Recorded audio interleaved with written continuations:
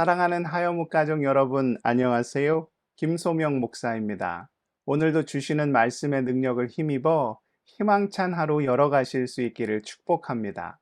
이 시간 본문은 예레미야 16장 10절에서 13절입니다. 내가 이 모든 말로 백성에게 말할 때에 그들이 내게 묻기를 우리에게 이 모든 큰 재앙을 선포하심은 어찌 됨이며 우리의 죄악은 무엇이며 우리가 우리 하나님 여호와께 범한 죄는 무엇이냐 하거든. 너는 그들에게 대답하기를 여호와께서 말씀하시되 조상들이 나를 버리고 다른 신들을 따라서 그들을 섬기며 그들에게 절하고 나를 버려 내 율법을 지키지 아니하였습니다. 너희가 너희 조상들보다 더욱 악을 행하였도다. 보라, 너희가 각기 악한 마음의 완악함을 따라 행하고 나에게 순종하지 아니하였으므로 내가 너희를 이 땅에서 쫓아내어 너희와 너희 조상들이 알지 못하던 땅에 이르게 할 것이라. 너희가 거기서 주야로 다른 신들을 섬기리니 이는 내가 너희에게 은혜를 베풀지 아니함이라 하셨다 하라. 아멘. 전구는 발전소를 걱정하지 않습니다. 전구에 불이 들어오기 위해서는 그냥 콘센트에 꽂혀 있기만 하면 되지요. 여러분이 지금 보고 계시는 컴퓨터나 스마트폰도 마찬가지입니다. 계속 사용하기 위해서는 발전소에 연결된 콘센트의 코드를 꼽아 배터리가 닳지 않도록 충전해서 사용하시면 되지요. 우리가 일상을 살아가는 방식도 이와 크게 다르지 않습니다. 우리가 매일매일의 삶 속에서 평안을 누리고 복을 누리며 은혜를 누리며 살기 위해서는 그 모든 것의 근원 되시는 하나님께 연결되어 있기만 하면 됩니다. 그래서 우리 주님이 어떻게 말씀하셨습니까? 마태복음 6장 31절과 32절입니다. 그러므로 염려하여 이르기를 무엇을 먹을까, 무엇을 마실까, 무엇을 입을까 하지 말라. 이는 다 이방인들이 구하는 것이라. 너희 하늘 아버지께서 이 모든 것이 너희에게 있어야 할 줄을 아시느니라. 우리가 인생을 살면서 걱정하고 염려하고 근심하는 근본적인 이유가 무엇입니까? 복의 근원 되시는 하나님과 연결되어 있지 않고 끊어져 있기 때문입니다. 앞서 스마트폰을 이야기 드렸지만 우리가 멀리 출타를 하거나 여행을 간다 할 때 배터리가 부족해서 걱정을 할 때가 있지요. 마침 그날따라 저녁에 충전을 제대로 해놓지 않아서 아무래도 사용할 배터리가 부족할 것 같아요.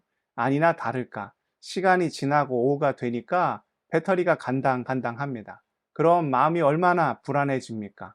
그런데 가방을 찾아보니 보조 배터리가 있는 거예요. 아니면 콘센트에 꽂고 충전할 수 있는 충전기가 있는 거죠. 그럼 나도 모르게 휴 하는 소리가 나오면서 마음에 평안이 찾아옵니다. 앞선 말씀에서 이방인은 어떤 자입니까? 복의 근원이신 하나님을 믿지 않고 의지하지 않는 자를 말합니다. 모든 것을 하나님 없이 자기 스스로, 자기 힘으로, 자기의 능력으로 해결해야 하는 자를 말하지요. 그런데 사람이 어떻습니까? 항상 컨디션이 좋은가요?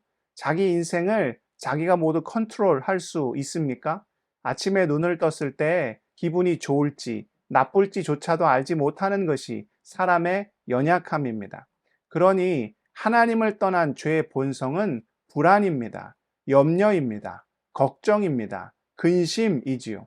그러나 성경이 가르쳐 주는 바, 우리 하나님은 어떤 분입니까? 우리의 머리털까지 세시는 분이시지요. 나의 과거와 나의 현재뿐만 아니라 내가 아직 모르는 나의 미래까지도 모두 알고 계시는 분이 우리가 믿고 의지하는 여호와 하나님이십니다. 그러니 이 험하고 죄악 많은 세상 가운데 걱정, 염려, 근심 없이 살아가기 위해서는 어떻게 해야 한다는 거예요? 마태복음 6장 33절과 34절입니다.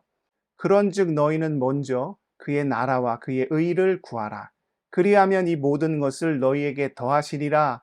그러므로 내일 일을 위하여 염려하지 말라. 내일 일은 내일이 염려할 것이요 한날의 괴로움은 그날로 족하니라. 여기서 말하는 먼저 그의 나라와 그의 의를 구하라는 것은 우리의 인생의 플러그를 하나님의 콘센트에 꽂으라는 것이죠. 매일 말씀을 펼치고 그 은혜의 에너지를 100% 충전받아 모든 삶의 일들을 감당하라는 것입니다. 그러면 걱정이 찾아오고 염려가 찾아오고 근심이 찾아와도 주 안에서 그것을 감당하며 능히 이길 힘을 얻게 된다는 것이죠. 그러나 안타깝게도 오늘 말씀에 등장하는 유다의 모습은 어떠합니까? 쉽게 말해서 그들이 무서운 심판을 받아 모든 일상이 무너지게 된다는 것입니다. 하나님께서는 예레미야에게 결혼도 하지 말고 자식도 두지 말고 초상집도 가지 말고 잔치집도 가지 말라고 명령하셨습니다. 그런데 이런 것들이 다 무엇을 말합니까? 우리가 일상을 살면서 행하는 모든 일들을 의미하지요. 사람은 태어나고 성장하여 결혼을 하고 자식을 낳아 종국에는 죽음을 맞이하게 됩니다. 그런데 이 모든 것들을 하지 말라 말씀하십니다. 하나님의 무서운 심판으로 인해 이 모든 일상의 일들이 무너져 내릴 것이기 때문입니다. 우리가 삶에서 당연한 듯 여기는 모든 것들이 사실은 다 누구의 은혜입니까? 모두가 전적인 하나님의 은혜입니다. 하나님의 보호하심과 인도하심 가운데 누리는 하나님의 선물이지요. 그런데 유다의 영적 상태가 지금 어떠하였습니까? 하나님과의 연결이 끊어져 있었습니다. 우상 숭배하며 죄악을 행하며 가증한 일들을 저지르며 하나님과는 전혀 상관없는 삶을 살았지요. 배터리가 방전된 전자기기는 무용지물이듯 복과 은혜로부터 단절된 유다를 기다리는 것은 삶의 고난이요, 징계요, 무서운 심판이었습니다. 그럼 어떻게 해야 할까요? 그들이 모든 어려움을 잘 이기고 다시금 복의 일상으로 회복되는 방법은 무엇입니까? 심판 가운데 정신을 차리고 고난 가운데 뉘우치고 반성하여 다시금 은혜의 끈을 붙잡고 소망 가운데 바로 서서 주님이 원하시는 정의와 공의와 진실의 길을 걷는 것 밖에 없지요. 그들 인생의 콘센트가 복의 근원 되시는 하나님과 다시 연결되는 방법밖에 없습니다.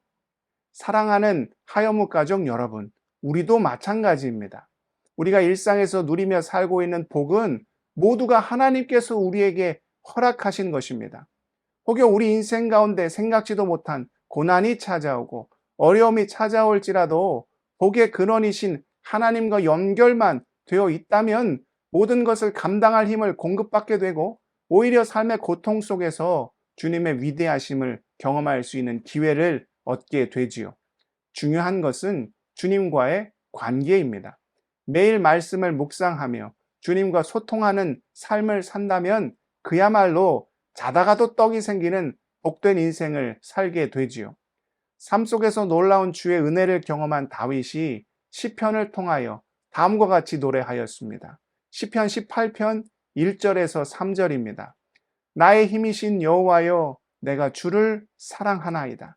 여호와는 나의 반석이시요 나의 요새시요 나를 건지시는 이시요 나의 하나님이시요 내가 그 안에 피할 나의 바위시요 나의 방패시요 나의 구원의 뿌리시요 나의 산성이시로다.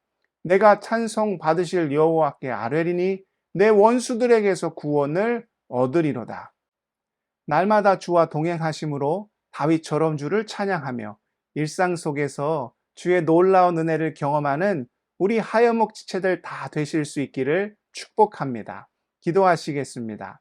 사랑의 하나님, 우리가 늘 주와 동행하길 원합니다. 매일 주의 말씀을 묵상하며 주의 뜻을 행하며 주님이 원하시는 진실과 정의와 공의의 열매를 맺어 인도하심과 보호하심 가운데 충만한 복과 은혜를 누리며 살아갈 수 있도록 아버지 우리를 붙잡아 주시옵소서. 무엇보다 하여목 지체들의 모든 삶의 어려움을 주님 다 아실 줄 믿습니다. 그 눈물을 닦아주시고 그 마음의 아픔과 상처를 어루만져 주셔서 피 묻은 손으로 못 박힌 손으로 구원의 손으로 십자가의 손으로 안수하여 주실 때 기름 부어주시고 강건함을 얻게 하시고 일상 속에서 주와 함께 그 능력의 손을 붙잡고 승리하며 전진하며 온전히 나가는 모든 주의 자녀들 다 될 수 있도록 아버지여 우리를 불쌍히 긍휼히 여겨 주시옵소서.